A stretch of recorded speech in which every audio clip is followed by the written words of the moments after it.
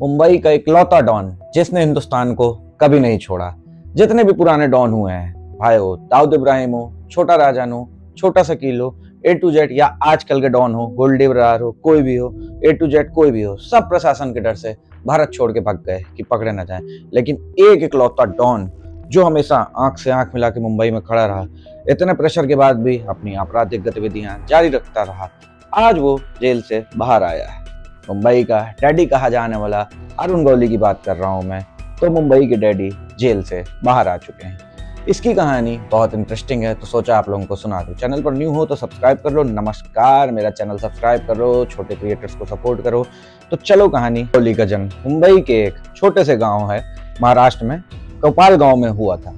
ये बेसिकली इनकी family MP से थी और इसके पिताजी एमपी से महाराष्ट्र शिफ्ट हुए थे काम की तलाश में। वो यहाँ काम ढूंढ रहे थे और अच्छा खासा काम पा भी गए थे।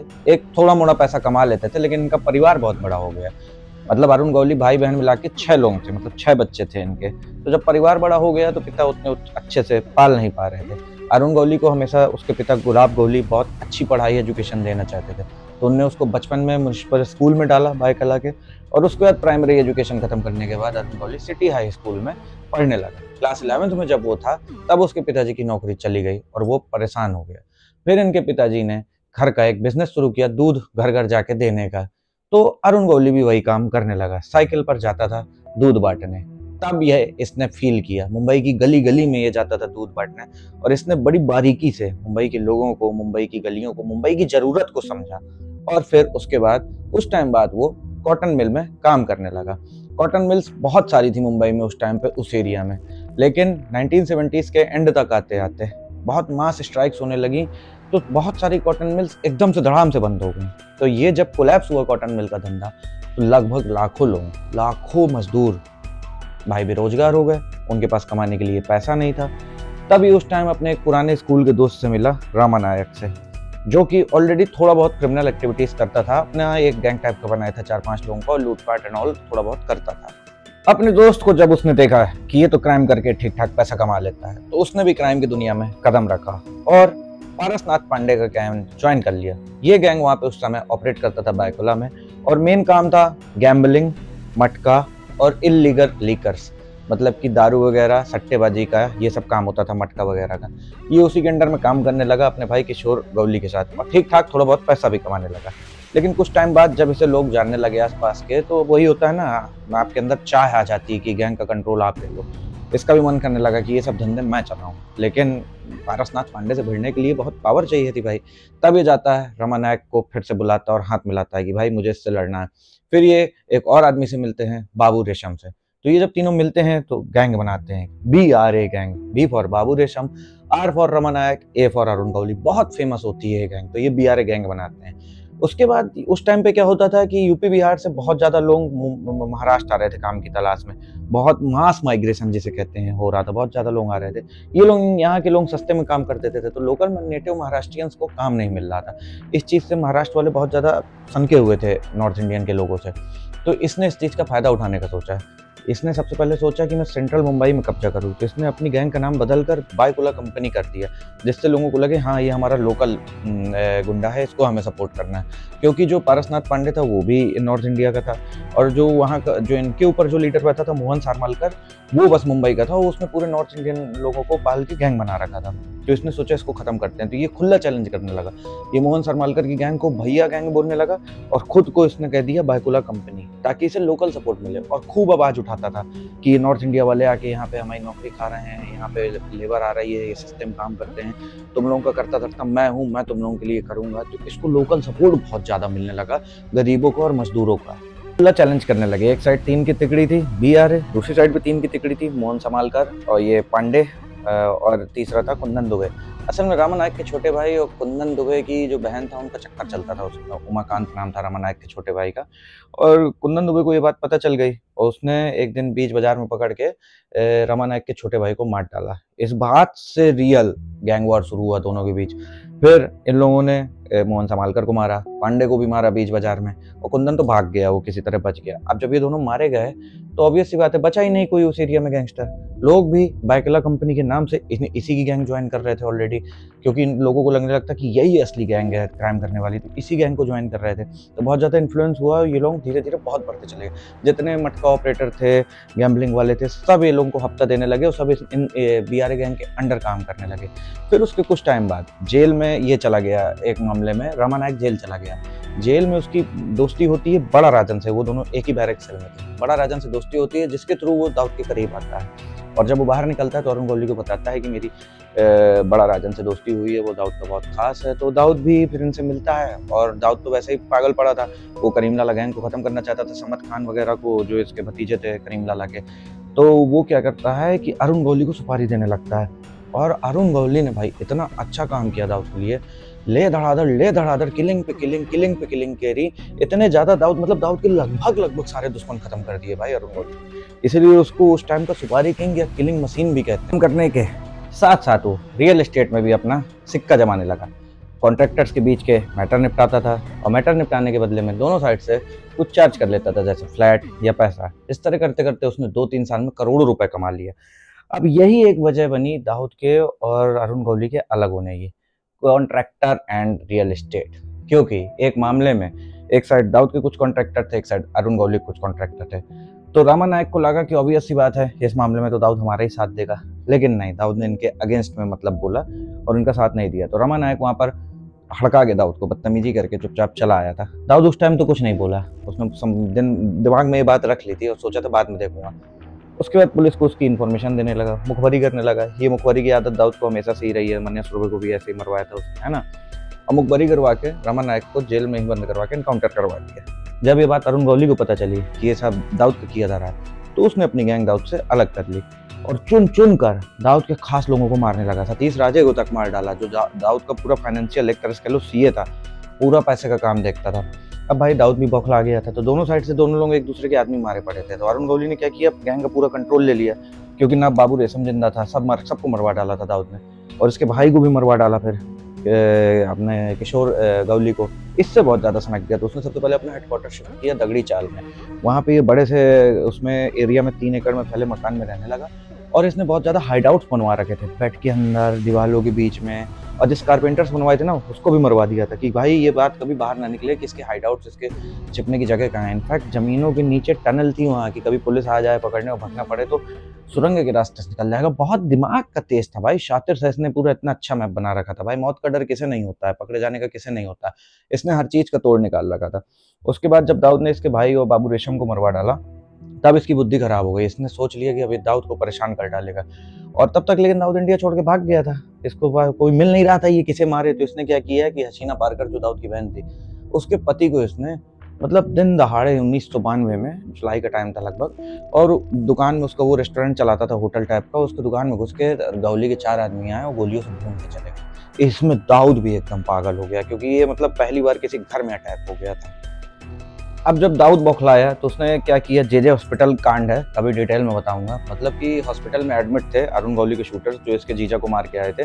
इसने हॉस्पिटल में घुस के दाऊद के शूटरों ने गोली चलाई थी, 500 राउंड गोली, उसमें 2 पुलिस वाले तक मर गए थे और सारे शूटर मार दिए गए थे। इस तरह इन दोनों की लड़ाई बढ़ती जा रही थी। उसके बाद 4-5 महीने बाद इस मैटर के मुंबई में एक घटना हो गई, बॉम्ब ब्लास्ट हुआ। उससे एक मतलब पूरा जो अंडरवर्ल्ड का इक्वेशन ही चेंज हो गया, क्योंकि ये एकदम अलग चीज़ थी। और दाऊद ने ये किया था, मतलब हिंदुओं को टारगेट करते, हिंदू एरिया टारगेट किया था ना, कि हिंदुओं को मरवाना है। तो इस चीज़ से छोटा राजन भी अलग हो गया दाऊद से। वो जाके मलेशिया रहने लगा, वो भी हिंदू डॉन बनने की फिराक में आ गया। तो कुल मिला के धीरे धीरे सारे डॉन या तो दुबई भागने लगे या तो मर गए, लेकिन एक खड़ा रहा इकलौता मुंबई में, और कहीं नहीं भागा। मुंबई में अपना पैर जमा के खड़ा रहा, वो था अरुण गौली। वो कहीं नहीं भागा, उसने अपना दबदबा कायम रखना हमेशा चालू रखा। दाऊद के बचे हुए आदमियों को भी उसने दम से मारा, गोलियां मारी, और जो नहीं मतलब डर गए थे वो आके इसके सामने सरेंडर कर देते थे। इसने वहाँ बहुत अच्छी छवि बना रखी थी। दगड़ी चाल के लोगों के लिए इसने बहुत किया है। रॉबिन हुड की छवि बनी थी, सब गरीबों के लिए खाना पानी नाश्ता सबका इंतजाम करना, अपने जुगाड़ों से लोगों को नौकरियां दिलवाना। बहुत है पैरेलल सरकार होती है ना, दोनों लोगों के मैटर सॉल्व करना सुबह से बैठ के रात तक। वहाँ के लोग इसे बहुत मानते थे, वहीं के लोगों ने इसे नाम दिया डैडी ऑफ मुंबई, अरुण गौली। याद रखना ये हमेशा। अरुण गौली की लव लाइफ भी बहुत अच्छी थी। उसने एक जुएबा नाम की मुस्लिम लड़की से प्यार किया, और उसके बाद घर वाले नहीं माने दोनों के, तो शादी कर ली, और फिर वो बन गई आशा गौली जी। वो भी वहाँ उनके साथ रहने लगी। और गवली अपने शूटर्स को लॉयल रखने के लिए उन्हें मंथली सैलरी भी देता था और 1000 शूटर्स की मजबूत फौज खड़ी कर रखी थी। उसके बाद सीन ये हुआ कि मुंबई में इतना ज़्यादा कम्युनिज्म बढ़ रहा था, ये दंगों के कारण, और ये जो बाबरी मस्जिद वगैरह वाला जो कांड हो गया था, तो उसका इसने सोचा कि मैं फ़ायदा उठाऊं। इससे ज़्यादा फ़ायदा उठाने का सोचा बाल ठाकरे जी ने। बाल ठाकरे अपनी रैलियों में अरुण गवली का नाम लेते थे। वो सीधे कहते थे अगर उनके पास दाऊद है तो मेरे पास गवली है। और कभी कभी 2 गैंगस्टर्स का और नाम ले लेते थे, अमर नायक और अश्विन नायक का। तो ये इसको मतलब लोगों को भी ये लगने लगा कि लगता है दाऊद इसके गवली के ऊपर अपना बाला साहब ठाकरे का हाथ है। तो इसमें भी इसकी पॉपुलैरिटी बहुत ज़्यादा बढ़ गई। लेकिन ये शिवसेना से तब चिढ़ने लगा जब शिवसेना अमर नायक और अश्विन नायक के ज़्यादा करीब होने लगी, उनके ऊपर ज़्यादा हाथ रखे थे बाला साहब ठाकरे जी। इससे इसको दिक्कत होती थी। तो फिर ये जब जेल में था तो शिवसेना वाले और ये लोग आपस में एक दूसरे से चिढ़ने ही लगे थे, है ना, इसको जेल में। तो इसने क्या किया कि इसको जेल से तुरंत इधर उधर ट्रांसफर किया जाता था। पुलिस शायद इसके एनकाउंटर के फिराक में थी। इसकी पत्नी ने आरोप भी लगाया था कि पुलिस मेरे पति का दाऊद से पैसे लेकर एनकाउंटर करने वाली है। इसकी पत्नी का इसकी लाइफ में बहुत बड़ा रोल है, बहुत बड़ा। ऐसी वाइफ सबको मिले।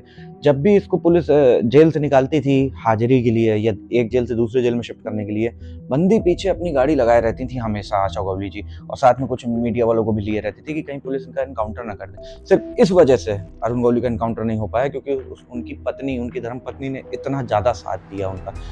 और फिर जब इसको पता चला गवली को जेल में रहते रहते कि बाला साहब ठाकरे के सबसे खास जयंत यादव ये जो इसका फटाफट ट्रांसफर हो रहा है उसके कहने पे हो रहा है, तो इसने जयंत यादव को जेल से बैठे बैठे मरवा दिया।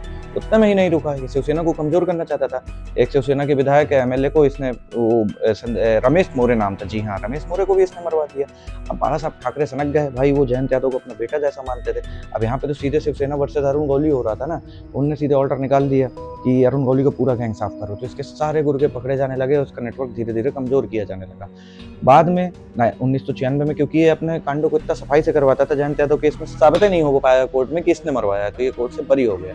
तो 1996 में वापस जब जेल से निकला तब ये समझ चुका था अगर इसे जिंदा रहना है, एक तो दाऊद से दुश्मनी, यहाँ बाला साहब ठाकरे मतलब शिवसेना से दुश्मनी, तो अगर जिंदा रहना है तो राजनीति पे उतरना ही पड़ेगा। जेल से बाहर आते ही देखा कि शिवसेना कौन कौन नेता लोग छोड़ चुके हैं या किन लोगों को शिवसेना से दिक्कत है, और उसने फटाक से उन सबको एक साथ मिला के अपने साथ अखिल भारतीय सेना बना ली।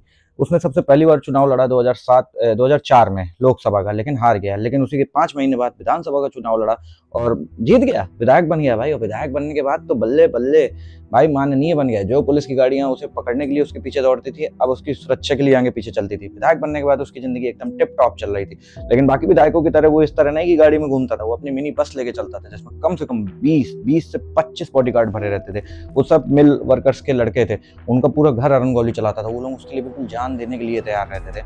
ऐसा करते करते उसका दबदबा धीरे धीरे बढ़ने लगा और विधायक बनने के बाद अब उसे कोई डर नहीं था एनकाउंटर का, बढ़िया लाइफ चल रही थी। लेकिन फिर वहाँ पे 2007 में म्युनिसिपल इलेक्शन हुए, तो म्युनिसिपल इलेक्शन में इसका एक आदमी खड़ा हुआ, एक शिवसेना का कमलाकर करके खड़ा हुआ। इसका आदमी जो था वो हार गया, अब वो जीत गया, तो इसके बाद ईगो में लग गई। प्लस इसको एक सुपारी भी मिल गई कमलाकर के दुश्मनों से कि इसको मारो, तो इसके पास 2-2 वजह हो गई। एक तो उसके कैंडिडेट को हराया, दूसरा सुपारी पा गया। इसने उसको घर में घुसवा के 4 आदमी अपने शूटर भेजे और घर में घुसवा के मार डाला।